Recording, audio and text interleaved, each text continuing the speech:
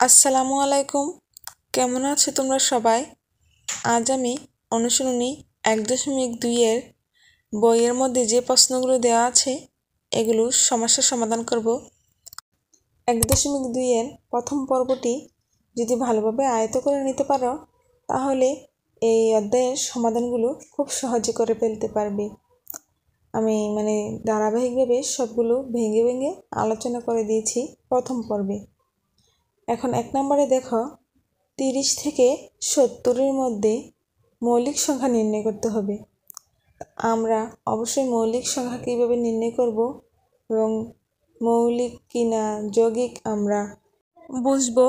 যত বড় সংখ্যাই হোক না কেন আমরা তা নির্ণয় করে ফেলতে পারবো খুব সহজে।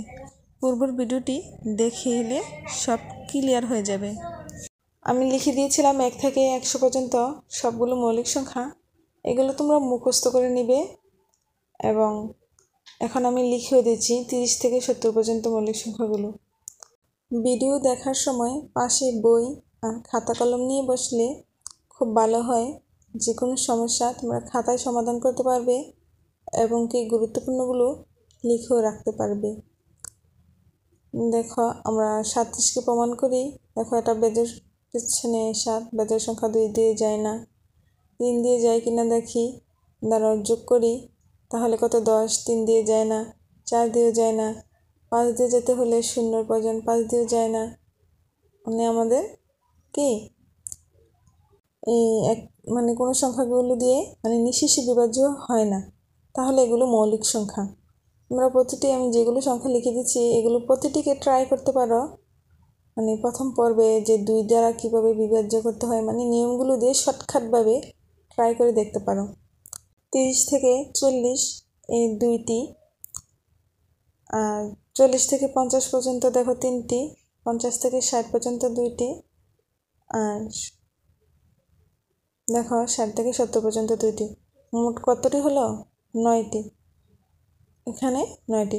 যদি কখনো এরকম আসে যে 30 থেকে 40 পর্যন্ত কয়টি মৌলিক সংখ্যা, তখন তোমরা 2টি এরকম গণনা করে একটু ভালো করে আয়ত্ত করে রাখবে, খুব কাজে দিবে। সৃজনশীল প্রশ্ন তো ছোটোখাটো প্রশ্ন থেকে কোথা থেকে প্রশ্ন করে আমরা পারি না জানি না এটা আর বলতে হবে না। এবার 2 নম্বরে শোনো, সহমৌলিক জোড় কিনা যাচাই করতে বলা হয়েছে। আমরা এর আগে লিখে দিয়েছিলাম সহমৌলিক জোড় কীভাবে যাচাই করব। সংখ্যাগুলোর গুণনীয়ক নির্ণয় করব, তারপর যদি 1 ছাড়া অন্য কোনো গুণনীয়ক দুটির মধ্যে মিলে যায় তখন এটি সহমৌলিক জোড় নয়। আর যদি শুধু 1 মিলে দুটির মধ্যে আর কোনো গুণনীয়ক না মিলে তখন এটি সহমৌলিক জোড়। আমরা এটি বের করব। শুধু 1 হলে দুটি সংখ্যার ভিতরে 1 হতে হবে গুণনীয়ক, আর অন্য কোনো গুণনীয়ক মিলবে না। 27-এর গুণনীয়কও যদি 1 হয়, 54-এর গুণনীয়কও যদি 1 হয় তখন এটি সহমৌলিক জোড়, 1 ছাড়া আর কোনো কিছু না মিলে। তোমরা প্লেলিস্ট থেকে প্রথম পর্বটি দেখে আসতে পারো, তাহলে খুব ভালোভাবে আয়ত্ত করে ফেলতে পারবে। চলো এবার 27-এর গুণনীয়ক লিখি। গুণনীয়ক লেখা সব কিছুই একদম সহজ হয়ে যাবে। প্রথম পর্বটি একটু কষ্ট করে দেখে এসো যদি কিছু শিখতে চাও। অনেকে গুণনীয়ক কি এটাই জানি না, ওই সংখ্যাটাকে কত দ্বারা ভাগ যায়। তোকে 1 দ্বারা ভাগ যায় 27-কে 27, তারপর 3 দ্বারা ভাগ যায় 3 নং 27, ধরো 2 দ্বারা তো 27-কে ভাগ যায় না, 4 দ্বারা যায় না, 5 দ্বারা যায় না, যা দ্বারা ভাগ যায়। দেখো তারপর 54-এর গুণনীয়ক কি? প্রথমে তো 1 দিয়ে তো যাবে, 54-কে 54, তাহলে আমরা প্রথমে 54-কে 54 দিয়ে দিলাম। তারপর 4 আর 5 যোগ করলে কত হয়? 9, 9-কে 3 দ্বারা ভাগ করা যায়, তাহলে 3 তিরিকা 9, তাহলে 3 দ্বারাও ভাগ যাবে। আমরা 3 দ্বারা নিঃশেষে বিভাজ্য হবে কিনা তার একটা পদ্ধতি হলো যোগ করে যোগফলকে ভাগ করা যায় কিনা দেখা। ওই প্রথম পর্বে এই নিয়মগুলো তোমরা দেখে নিও। 3 18 54, তাহলে আমরা আবার 54 তো জোড় সংখ্যা, 2 দ্বারাও যায়। দেখো 27 দোকানে 54, দেখো 6 নং 54, 6 দ্বারাও যায়, 9 দ্বারাও যায়, 6 নং 54। এত বেশি কিছু লেখার প্রয়োজন নাই, তো আমরা লিখলেও পারি না লিখলেও পারি। দেখো এখানে এটা সহমৌলিক জোড় কিনা তা যাচাই করা সহজ হয়ে গেছে, কারণ এখানে উপরে এটার গুণনীয়কও 3 আছে, এটার গুণনীয়কও 3 আছে, মানে একের বেশি আছে। শুধু 1 হলে এটা সহমৌলিক জোড়, কিন্তু এখানে 3, উপরেও 3 গুণনীয়ক, নিচেও 54-এরও 3 গুণনীয়ক মিলে গেছে, তাহলে এটা কি সহমৌলিক জোড় নয়। শুধু 3 নয়, এখানে 9ও মিলছে, এখানেও উপরেও 9 আছে, 27-এরও গুণনীয়ক 9, 54-এরও গুণনীয়ক 9, তাহলে এটাও কি সহমৌলিক জোড় নয়। দেখো সহমৌলিক জোড় নয়। এবার খ নাম্বারে দেখো 63 আর 91। এবার আমরা 63-র গুণনীয়কগুলো লিখব। দেখো 63-র গুণনীয়ক কি, প্রথমে আমরা 1 দ্বারা লিখি নেই 63-কে 63। আমরা সহমৌলিক জোড় নির্ণয় করতে সবগুলো গুণনীয়ক লিখতে হবে না, প্রথম কয়েকটি গুণনীয়ক লিখি, মানে আমরা মিল করে নিতে পারবো। তো আমি প্রথম কয়েকটি লিখে নিচ্ছি। দেখো তারপর আমরা ওই শর্টকাট পদ্ধতিগুলো ব্যবহার করে গুণনীয়ক লিখে ফেলবো। 2 দ্বারা ভাগ যায় কিনা, 3 দ্বারা ভাগ যায় কিনা, 9 দ্বারা ভাগ যায় কিনা, এভাবে লিখে ফেলছি। দেখো 91কে কত দ্বারা ভাগ যায়, এটা তো 2 দ্বারা ভাগ যায় না, বেজোড় সংখ্যা 3 দ্বারা যায় না। দেখো যোগ করে 10, 1 দিয়ে যায়, 91। তারপর আর কত দিয়ে যায় একটু দেখি, এটা তো যৌগিক সংখ্যা, অবশ্যই এটা ভাগ যাবে, 7 দিয়ে যায়। দেখো 7 দিয়ে ভাগ যায় কিনা আমরা খাতায় ভাগ করে দেখে নিব, কারণ এর শর্টকাট নিয়ম বইতে দেওয়া নেই। দেখো এখানে মিলে গেছে 7, তাহলে এটাও কি সহমৌলিক জোড় নয়। দুটি সংখ্যার মধ্যেই 1 ছাড়া অন্য কোনো গুণনীয়কের মিল থাকলে সহমৌলিক জোড় নয়। তারপর আমরা চলো গ নাম্বারের সমাধানটা করি। গ নাম্বার অঙ্কটা উঠিয়ে নিচ্ছি। 189 আর 210। 189, দেখো একটু বড় সংখ্যা, আমরা মুখে মুখে করতে পারবো না, ওই টেকনিক ব্যবহার করব। 9, 8, 1 একসাথে সবগুলো যোগ করব। যোগ করলে কত হয় 18। 18 3 দ্বারা ভাগ যায়, তাহলে এটা সবগুলো সংখ্যাও কি 3 দ্বারা ভাগ যাবে। দেখো এবার 9 দ্বারাও ভাগ যায়, আমরা দেখো যে সংখ্যাটা 3 দ্বারা ভাগ যায়, দেখো 18, 9 দিয়ে ভাগ করা যায়, 9 দোকানে 18। 9-এর নিয়মও 1, সংখ্যাগুলো যোগ করে 9 দ্বারা ভাগ গেলে 9 দিয়ে ভাগ যায়। তাহলে আমরা আরেকটু দেখে আর 7 দিয়ে যায় কিনা ভাগ করে দেখলাম, মানে 7 দিয়েও ভাগ যায়, তাহলে কি 7-এর আলাদা নিয়ম নেই, তবে আমরা ভাগ করে দেখব। আরও অনেকগুলো গুণনীয়ক থাকতে পারে, আমি বাকিগুলো লিখছি না। তারপর ধরো এবার 210। 210-এর গুণনীয়ক আমরা লিখছি। 210-কে 210, অবশ্যই জোড় সংখ্যা 2 দ্বারা যায়, তাহলে 2, এর গুণনীয়ক 2। এবার দেখো 2 আর 1 কত 3। 3কে অবশ্যই 3 দ্বারা ভাগ যায়, 3 একে 3, তাহলে 3 গুণনীয়ক। এবার দেখো আর কোনো সংখ্যা দ্বারা ভাগ যায় কিনা একটু দেখি, 0 আছে, যেহেতু তো অবশ্যই 5 দ্বারা ভাগ যাবে। 5-এর নিয়ম কি 0 আর 5 মিলে গেছে, এখানেও 3 আর 3, এটিও সহমৌলিক জোড় নয়। এবার গ নম্বরটা যাচাই করে দেখি সহমৌলিক জোড় কিনা। 5, 52 আর 97। এখানে দেখো 52-এর গুণনীয়ক, অবশ্যই 52 একে 52, 1, তো 52-এর জোড় সংখ্যা 26 দোকানে 52, তো অবশ্যই 2 দ্বারা যায়, 3 দ্বারা যায় না। 4 13 52। দেখো বেশি লিখতে হবে না, কয়েকটি লিখে দেখি মিল হয় কিনা। দেখো এবার 97। 97 কি একটি মৌলিক সংখ্যা। মৌলিক সংখ্যা এক আর ওই সংখ্যাটি ছাড়া অন্য কোনো সংখ্যা দিয়ে ভাগ যায় না, তাই 97 একে 97 হবে।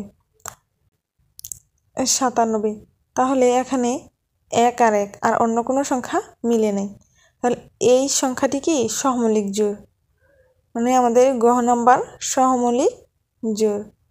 52-এর মধ্যে 1 গুণনীয়ক, 97-এর মধ্যে 1 গুণনীয়ক মিলেছে।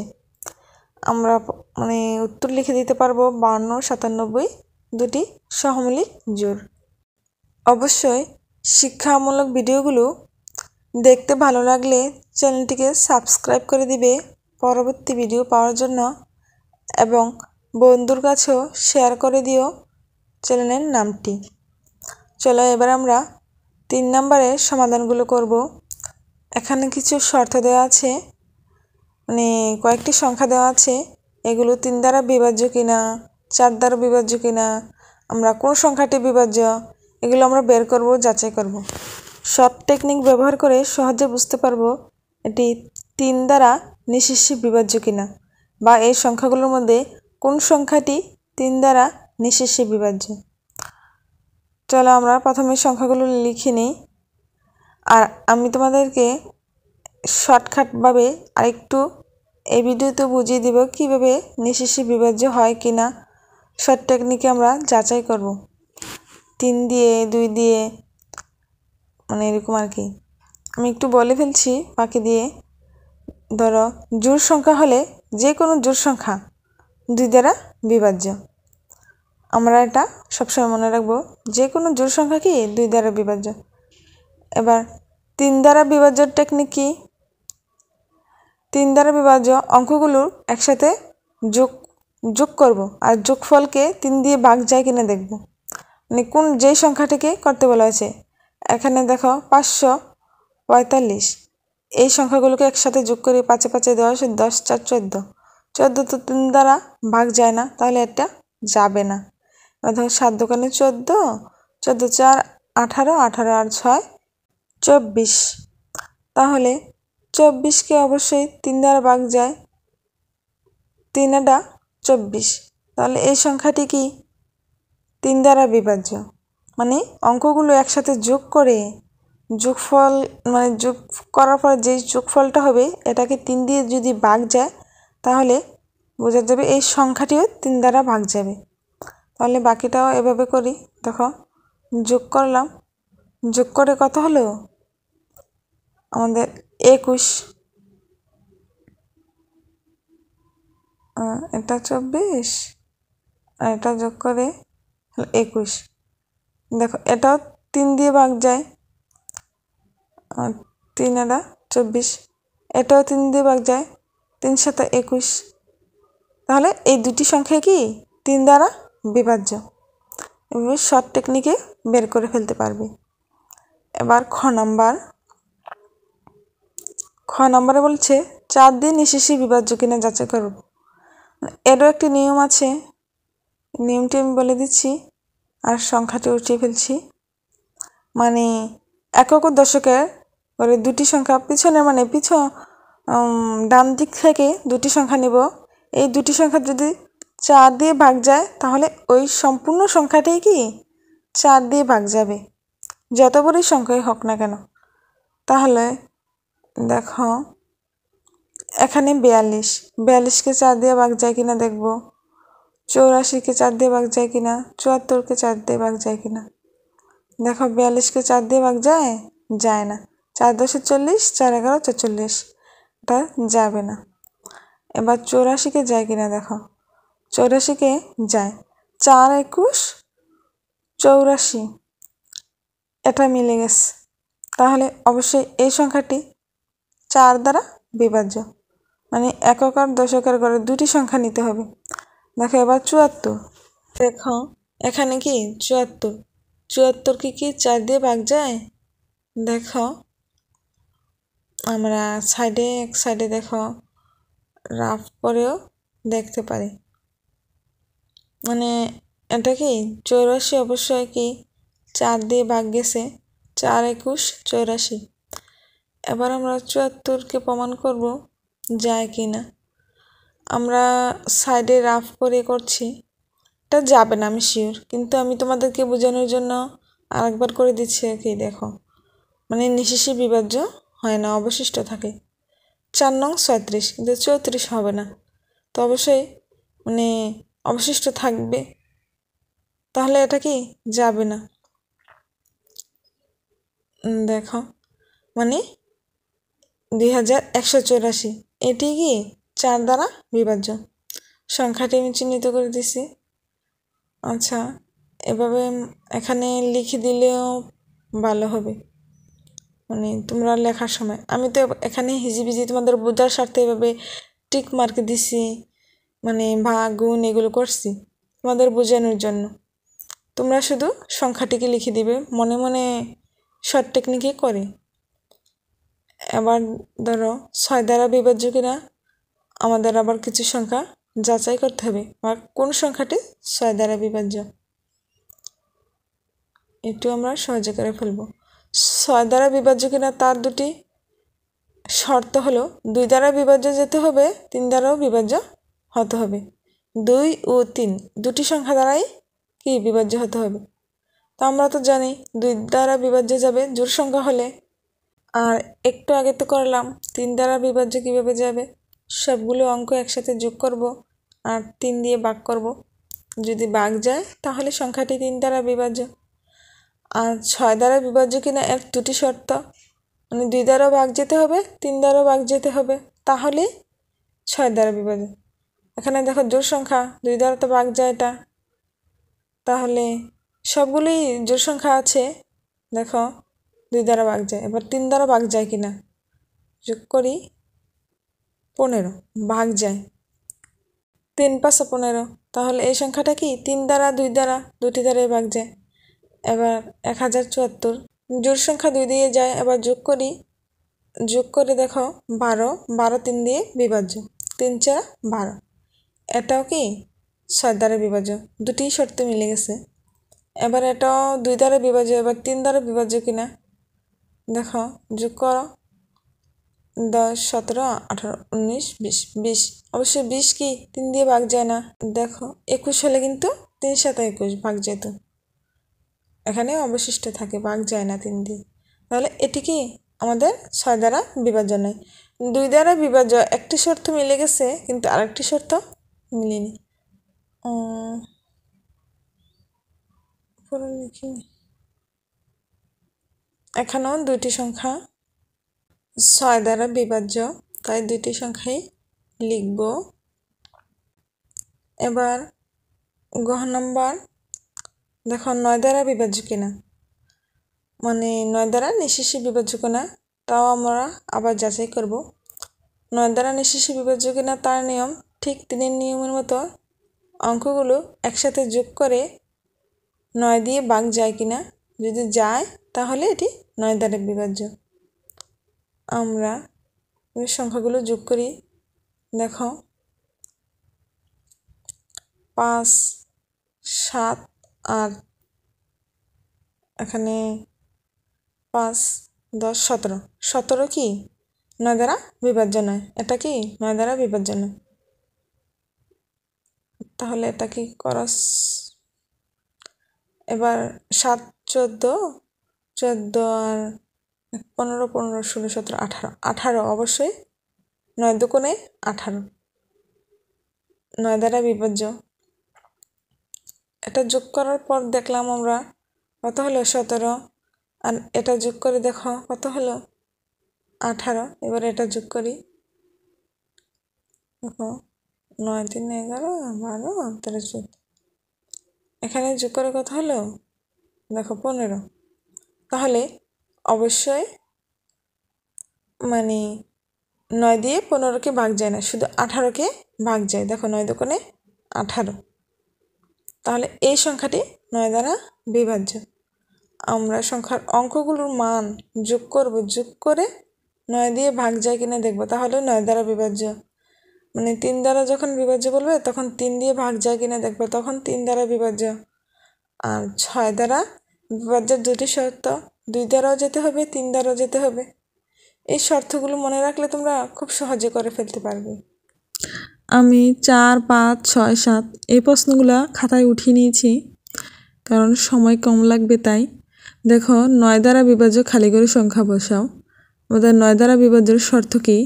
সংখ্যাগুলো একসাথে যোগ করো, যোগ করে 9 দিয়ে ভাগ যায় কিনা দেখো। যোগ করি 3, 2, 5, 5, 7, 12, 12, 4, 16, 16 আর 5 কত? 21। তাহলে 21 হলে 21 তো 9 দিয়ে ভাগ যায় না। দেখো 3 নং 27, 27কে 9 দ্বারা ভাগ যায়।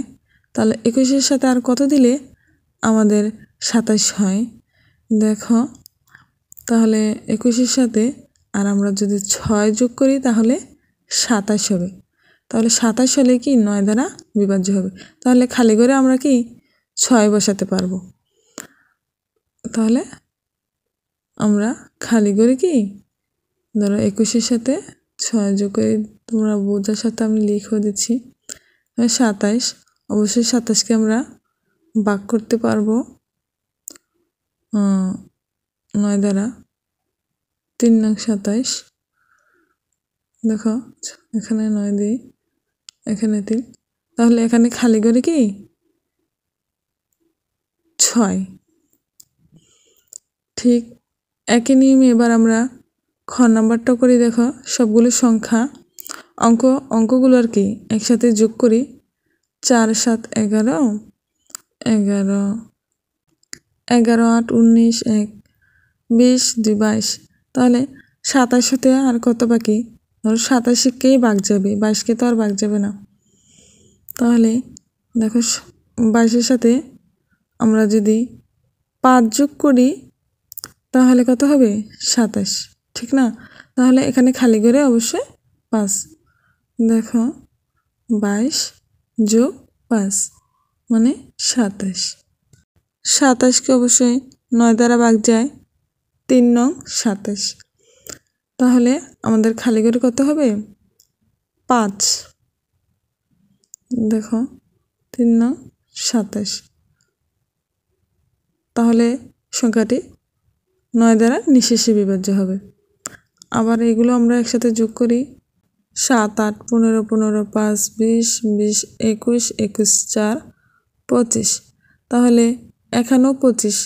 তাহলে 9 দ্বারা তো 25কে যায় না, তাহলে অবশ্যই একটু বেশি মানে 27। এক সেম সবগুলো। 25-এর সাথে 2 দিলেই হয় 27। তাহলে খালি করে কত? 2। 27কে আমরা 9 দ্বারা ভাগ করতে পারি। এবার এগুলো একসাথে যোগ করি। দেখো 5, 7, 12, 12, 4, 16, 17, 18। 18কে অবশ্যই 9 দ্বারা ভাগ করা যায়। তাহলে কি আমাদের খালি করে কি 0 0 বসালেও হয়ে যাবে। তাহলে আমরা যদি 0 না বসিয়ে 9 বসাই তাহলেও হবে। দেখো 9 বসালে হবে 27, তাও কি আমার 9 দ্বারা ভাগ যাবে। আমরা 0 অথবা 9 এই দুটি থেকে যে কোনো একটি বসাতে পারি খালি করে, বুঝছো? পরবর্তী দেখো 5 অঙ্কের কি বলছে? 5 নম্বরে 5 অঙ্কের ক্ষুদ্রতম সংখ্যা নির্ণয় করো যা 3 দ্বারা বিভাজ্য। এমন একটা সংখ্যা তৈরি করতে হবে 3 দ্বারা বিভাজ্য এবং ক্ষুদ্রতম সংখ্যা। আমরা অবশ্যই ক্ষুদ্রতম সংখ্যা তৈরি করি, মানে সবচেয়ে ক্ষুদ্রতম কি 0, তার আগে 1 দেই, তারপরে 0 দেব। তা 5 অঙ্কের আমরা একটা, তো এখানে একটা অঙ্ক, তাহলে আমরা 0 দিই, 4টা, তাহলে 5 অঙ্ক হয়ে যাবে। দেখো এটা 5 অঙ্কের হলো কিন্তু ক্ষুদ্রতম সংখ্যা হলো, কিন্তু 3 দ্বারা কি বিভাজ্য? কিভাবে বুঝবো? 1কে তো 3 দিয়ে ভাগ করা যায় না, আমরা শর্ত অনুযায়ী মিলে না, এটা হবে না। এবার আমরা দেখো, এবার এককের করে যদি 2 দিই, দেখো 1 দিলে তো 2 হবে না, 2 দিলে 3, 2 আর 1কে মিলে কি যোগ করলে 3 হয়। 3কে অবশ্যই 3 দ্বারা ভাগ যায়, 3 একে 3। তাহলে কি এটি কি ক্ষুদ্রতম সংখ্যা? তো এটাই আমরা লিখে দিবে 5 অঙ্কের ক্ষুদ্রতম সংখ্যা। আমি তোমাদের বোঝানোর জন্য এভাবে লিখলাম, করজ চিহ্ন দিলাম, টিক চিহ্ন দিলাম। তোমরা কিন্তু এভাবে দিবে না, তোমরা শুধু সংখ্যাটা লিখে দিবে। 10,002।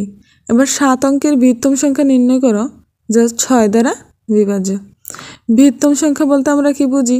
9 কি সবচেয়ে বড় সংখ্যাগুলোর মধ্যে সবচেয়ে বৃহত্তম মানে 9। 9 যদি 7 না লিখি, 7 অঙ্কের 9, তাহলে এটিকে আবার 6 দ্বারা বিভাজ্য কিনা যাচাই করতে হবে। তাহলে আমরা প্রথমে 6টি লিখলাম। 7 নম্বরটা লেখার আগে একটু চিন্তা ভাবনা করব। দেখো 6 দ্বারা বিভাজ্যের শর্ত কি? 2 ও 3 দ্বারা ভাগ যেতে হবে, তাই না? যদি এখানেও 9 লিখি তাহলে যোগ করলে কত হবে? 63। 63 তো 2 দিয়ে ভাগ যাবে না, তাহলে এটা কি হবে না। এখানে একটা আমরা জোড় সংখ্যা লিখতে হবে। তাহলে জোড় সংখ্যা কি? 8 বা 6 বৃহত্তমের মধ্যে 8 যদি লিখি, 8 লিখে আমরা যোগ করি একসাথে। দেখো 8 লিখে যোগ করলে কত হবে? 54, 62। 8 লিখে যোগ করলে হবে 62। দেখো 62 কিন্তু আবার 3 দ্বারা বিভাজ্য না, জোড় সংখ্যা কিন্তু 3 দ্বারা বিভাজ্য নয়। এখানে যদি আমরা 6 লিখি তাহলে যোগ করলে হবে 60। 60 কিন্তু 3 দ্বারা বিভাজ্য এবং 2 দ্বারাও, এটি কি জোড় সংখ্যা, 2 দ্বারাও বিভাজ্য। তাহলে এটি মোট কথা 6 দ্বারা বিভাজ্য। 7 নম্বরে দেখি এবার, মানে এখানে অঙ্ক দেয়া আছে 5টি অঙ্ক। এই অঙ্কগুলি দিয়ে একটা বৃহত্তম সংখ্যা গঠিত করতে হবে এবং সেই বৃহত্তম সংখ্যাটি 4 এবং 5 দ্বারা বিভাজ্য কিনা তা নির্ণয় করতে হবে। প্রথমে আমরা বৃহত্তম সংখ্যা তৈরি করব। সবচেয়ে বড় 7, তারপরে 5, তারপর 3, তারপর 2, তারপর 0। এটি বৃহত্তম সংখ্যা হয়ে গেল। এই সংখ্যাটি 4 দ্বারা বিভাজ্য কিনা 5 দ্বারা বিভাজ্য কিনা আমরা তা নির্ণয় করব। 5 দ্বারা বিভাজ্যর মূল কি? 0 ও 5 থাকলে 5 দ্বারা বিভাজ্য, অবশ্যই এটা 5 দ্বারা বিভাজ্য। এবার দেখো 4 দ্বারা বিভাজ্যের মূল্য কি?